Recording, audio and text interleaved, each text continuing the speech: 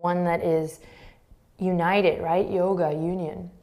So this trinity, this three-part of the mind and the body and the spirit being tended to is where the happy and the healthy truly come from. So set yourself up for greatness. Hopefully you're here by now. We're just gonna make sure that the toes aren't splaying out or coming in. But again, a lot of awareness in how we set ourselves up today. So bring the toes in alignment with the ankles and the ankles in alignment with your knees. Now from here, you might start to notice a little tremble in the arms, especially if you're not used to being on all fours. Round. And right away, just set yourself up for greatness here. So we have a pretty swift practice, but we're gonna be really kind in the way that we set ourselves up and the way that we move. Wrists underneath the shoulders, knees right underneath the hip points. And then really press into all of your fingers and try to take some weight out of the wrist from the get-go.